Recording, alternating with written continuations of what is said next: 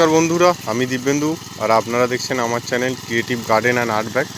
তো আজকে স্প্রিংলারের মাধ্যমে আমি এখানে জল দিচ্ছি এবং মোট তিনটি স্প্রিংলার আছে আমার এই 80 ফুটের যে গ্রিননেট শেড হাউস। তো অ্যাগ্লোনিমা বা যে কোনো ধরনের ইনডোর গাছে আপনারা যদি স্প্রিংলার বা এরকম ঝিরিঝিরিভাবে জলটা দেন তো এর জার্মিনেশান বলি, এর গ্রোথ একেবারে বর্ষায় যেরকম আপনাদের ইনডোর গাছের অ্যাকচুয়ালি গ্রোথ বা কালারটা থাকে, তো সারা বছরই সেইভাবেই থাকবে।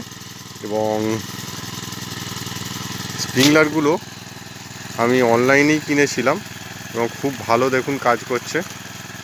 এবং আরেকটি দূরে আছে এবং সামনে একটি আছে।